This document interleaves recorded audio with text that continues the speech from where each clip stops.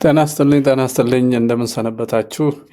እግዚአብሔር ይመስገን። እስካሁን እንግዲህ ወዳጆቼ አመሌን ሳታውቁ አትቀርም። ድንገት ነው ዱብ ምለው ማስታወቂያ አልሰራም። ድንገት ነው የምመጣው። እንደምታውቁት ድንገት መጥቻለሁ። ድንገት መምጣቴ ለምንድን ነው? ሬጉላር ስራዬ አይደለም ይሄ። ያው ቤተክርስቲያንና ሀገር መከራ ላይ ስለሆኑ አንዳንድ ነገር ሳስተውል ነው ስፖንታኒየስ ወይንም ድንገተኛ ሳላ እንደ ፖለቲከኛ አስቤበት ከሌ እንደዚህ ይሁን እንደዚህ ብዬ ሳይሆን ድንገተኛ የማደርገው ምንድን ነው በነፃነቴ ለመጠቀም ነው። እና ድንገት እንደዚህ ስመጣ መቼስ እንዳትሰቀቁ። ይህ ሰውዬ ማስታወቂያ ሳይሰራ እንደ ሌሎቹ ሰው ሳይሰበስብ እንደፈለገ ድንገት እየመጣ ምንድን ነው የሚያደርገው እንዳትሉ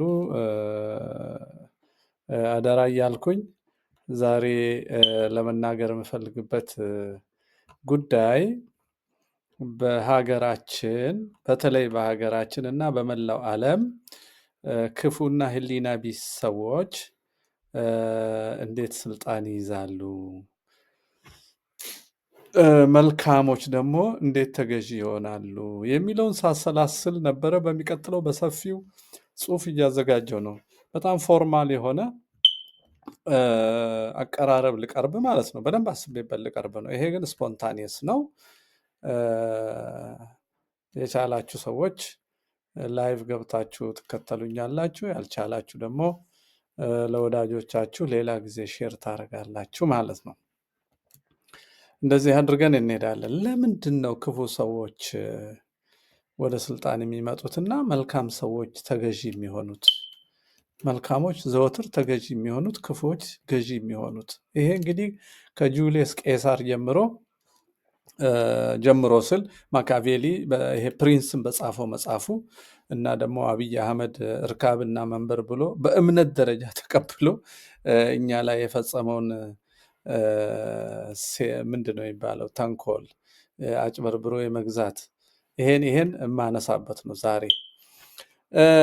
እስቲ የአብይን ችሎታ ባጭሩ የኢትዮጵያን ሕዝብ ሃይፖኖታይዝ ለማድረግ ካረጋቸው እኛም ብቻ ሳይሆን የዓለምን ሕዝብ ካታለለባቸው የኖቤል ሽልማቱ ንግግር እንነሳለን።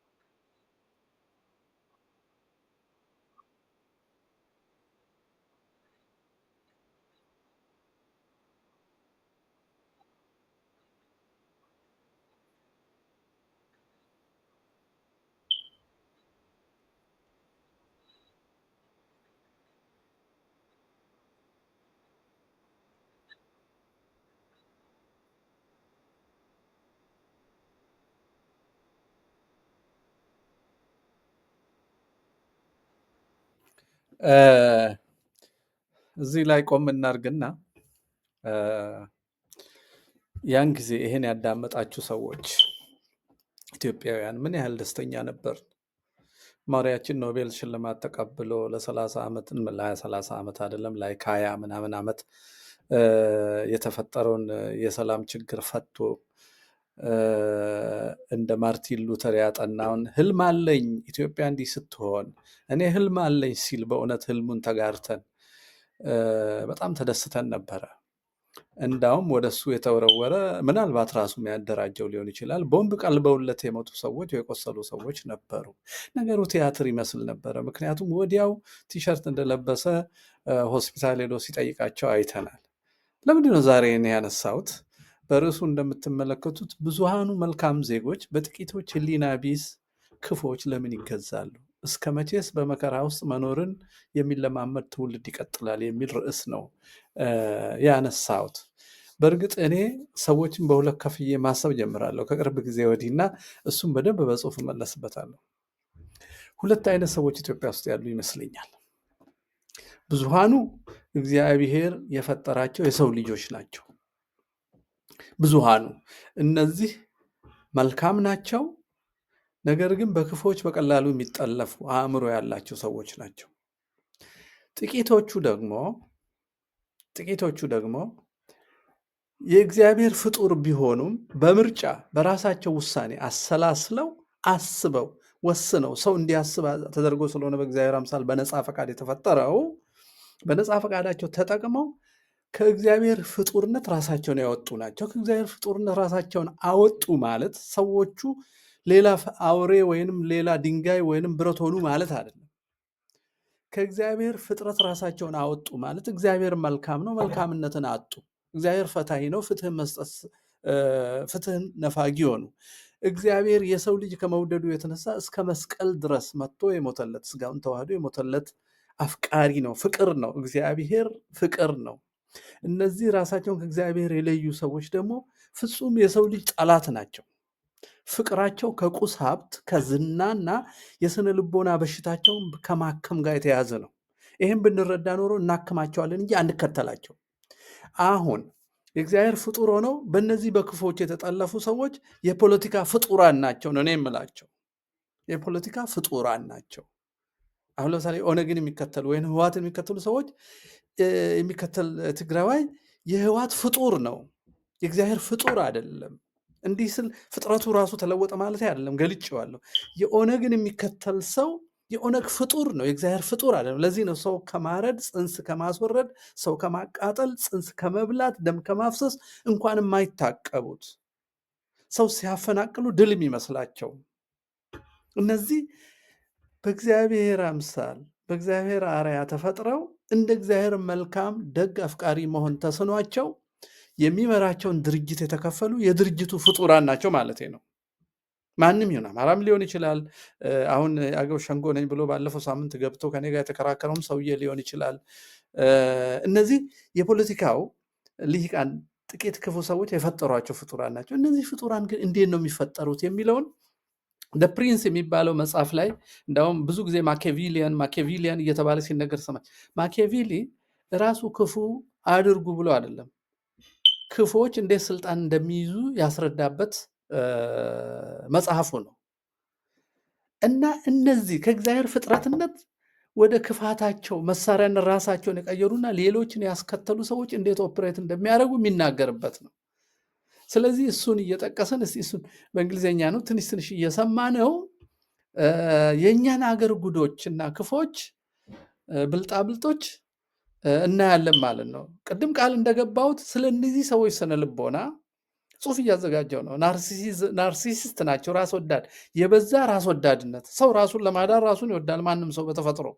ግን የበዛ ራስ ወዳድነት፣ ራስን ከሌሎች በላይ የማድረግ በሌሎች መስዋዕትነት፣ ጥፋት፣ ሞት፣ እልቂት፣ ስደት፣ ስልጣን መፈለግ፣ ጥቅም መፈለግ፣ ህሊና ማጣት፣ እሱ ነው ናርሲሲስት የሆነው። እና እሱን በረጅሙ ፕሮግራም በ3 በ4 እመለስበታለሁ። ዛሬ ግን ጫፉን ለማስያዝ የፖለቲካ የፈጠራቸው ጥቂት ሰዎች ብዙሃኑን የእግዚአብሔር ፍጡራን ለምን ይገዛሉ? ብዙሃን መልካም ሰዎች በጥቂት ህሊና ቢስ ክፎች ለምን ይገዛሉ የሚለውን እንዳው ትንሽ ለሀሳብ መንሸራሸር ላቅርብ ብዬ ነው። እስቲ ማኪያቬሊያንን ያጠኑ ሰዎች ክፉ ሰዎች እንዴት ስልጣን እንደሚይዙ በአጭሩ ላሳይ።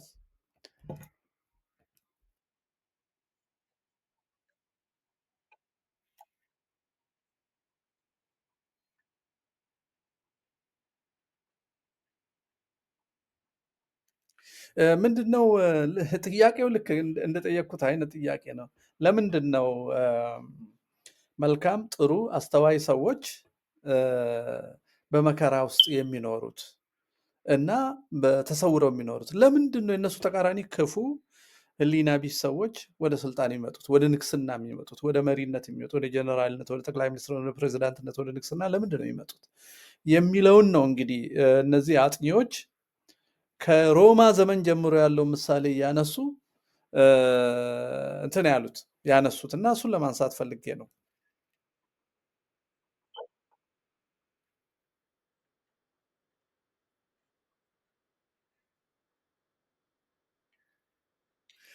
ደኒንግ ክሩገር ኢፌክት የሚባለው እንዲህ አይነት ሰዎች፣ መልካም ያልሆኑ ሰዎች እንዴት ብዙሃን መልካሞችን ጠምዝዘው ተገዢ እንዴት እንደሚያደርጉ ያጠኑበት ነው። እሱን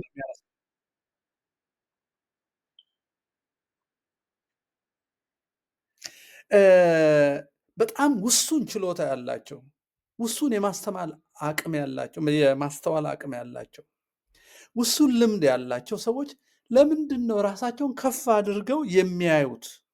በተቃራኒው ደግሞ የተማሩ አስተዋይ ሰዎች ለምንድን ነው የሚያመነቱት?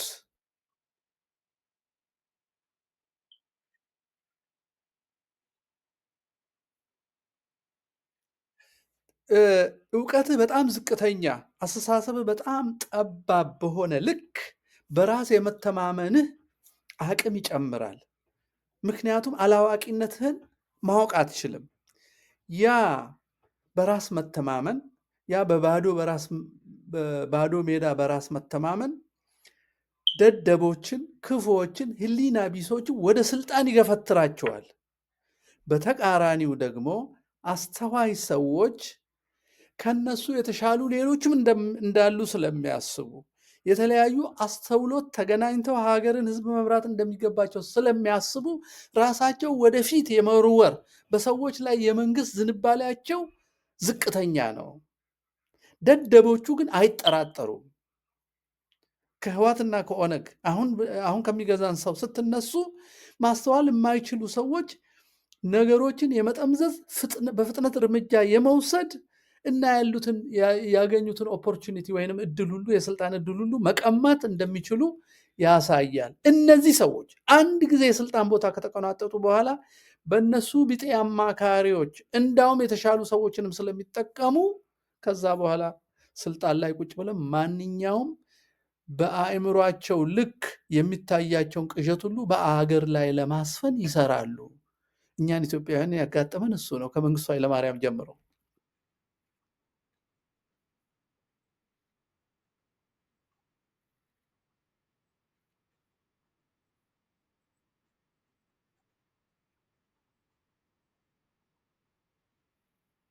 እንግዲህ አስተውሎት የጎደላቸው በጠባብ ነገር ውስጥ ያሉ ሰዎች ራሳቸውን ዓለምን የጨበጡ አድርገው እንዲያስቡ ስለሚያደርጋቸው እና አስተዋይ ሰዎች ደግሞ የዓለምን ውስብስብነት፣ ኮምፕሌክሲቲ እንደ ዳይናሚዝም የምንለው ተለዋዋጭነትና ውስብስብነት እያሰቡ ስለሚያመነቱ እና ሌሎች እውቀቶችንን ሰብስበው በጋራ ሰው አወያይተው የሰውን እውቀት ሁሉ አንድ ላይ አምጥተው ለመስራት ስለሚያስቡ ራሳቸውን ነጥለው ወደፊት አይወጡም ሁል ጊዜ። ስለዚህ ክፉዎችና ደደቦች፣ ጠባቦች ወደፊት የሚሄዱት ለዚህ ነው እንግዲህ ጥናቱ የሚያሳዩ።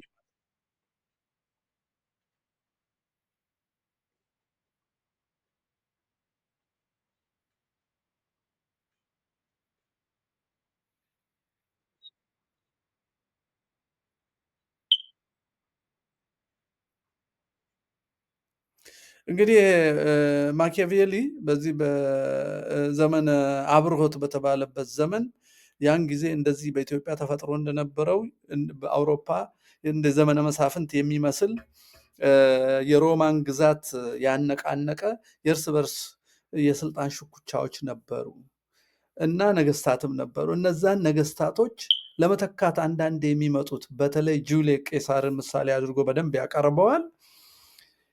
ቤተሰቦቻቸው በተለይ እናቱ የጁልየስ ቄሳር እናት የነገስታት ቤት ውስጥ ገብታ በዛ ለማደግ ትፈልግ ስለነበረ ልጆቿ የንግስና መስመር ውስጥ እንዲገቡላት ስትፈልግ የነበረ የልጅ አስተዳደጓ በጣም አደገኛና ጠባብ በስልጣን ፍትወት የተነደፉ ነበሩ እና እንደምንም ንጉሱን አግብታ ጁልየስ ቄሳርን ወልዳ ነው ለስልጣን ያበቃችው። የእናቱ የፈጠረችበት ራስን ትልቅ የማድረግ ግን አላዋቂነት። ሰውየው ብልጥ ነው በእርግጥ ግን ብልጠት በደደብነትና በራስ ወዳድነት ሲታጠር አደገኛ ይሆናል።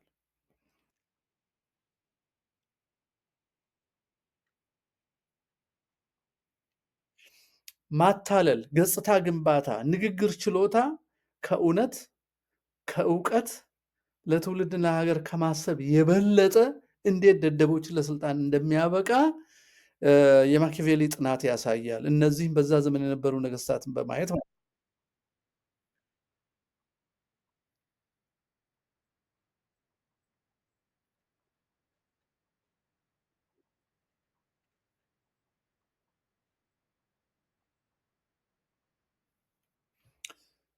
እነዚህ በጭካኔ ባለማስተዋል በህሊና ቢስነት ራሳቸውን ፍጹም አድርገው ወደ ስልጣን የሚመጡ ሰዎች ስልጣናቸውን ለማቆየት አንድ የስልጣን ከያዙ በኋላ በጣም ጨካኝ፣ በጣም ደግሞ አታላይና በገጽታቸው ግንባታ ላይ የሚያተኩሩ ሰዎች ናቸው።